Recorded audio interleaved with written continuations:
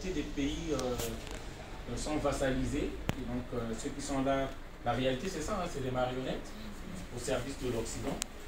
Voilà, donc, on essaie on devait en fait parler de ces bilans-là. Je sais qu'on n'aura pas assez de temps. S'il y a des gens qui peuvent prendre la parole par rapport à cela. Voilà. Donc, ensuite, la charité bien ordonnée commence par soi-même. Voilà.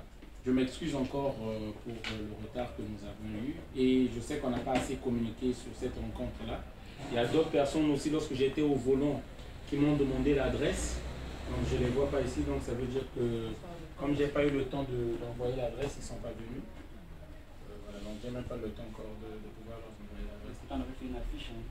Oui, il y a des gens, oui, et pourtant, je ne sais pas, ils ont regardé la vidéo, mais ils m'ont encore demandé l'adresse. Donc, je ne sais pas qu'est-ce qui s'est passé. Donc, dès qu'on va terminer, je verrai si je vais leur dire là où nous en sommes, parce que s'ils sont quelque part. Voilà, donc en ce qui concerne par exemple le Congo-Brazzaville, moi je viens du Congo-Brazzaville pour ceux qui ne le savaient pas. Voilà, il y a un président qui s'appelle Denis Sassou Nguesso là-bas.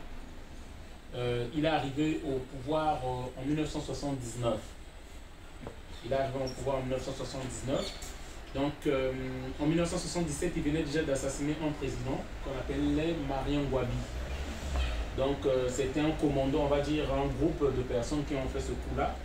Et puis il a laissé passer un certain Yombi Opango qui avait pris le pouvoir.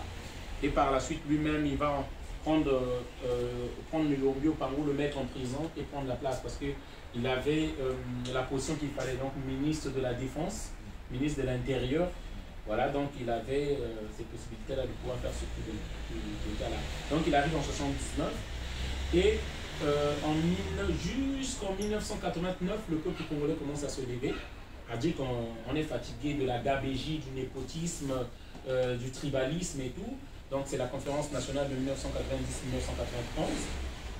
Le peuple se lève et nous enlevons ce président-là. Donc le peuple s'est levé, on a enlevé le président. Et pour la première fois au Congo-Brazzaville, en 1992, on fait les élections démocratiques. Donc les Congolais élisent un président démocratiquement, donc par un suffrage universel et librement. C'était les premières élections en tout cas, parce que avant on avait eu une transition. Il y avait un premier ministre qui ne s'était pas présenté, et puis non, c'était Milongo le premier ministre, et Lissouba, Sassou et Kolela sont partis aux élections. Donc, il y avait d'autres personnes encore, mais en tout cas les trois grandes figures c'était ça.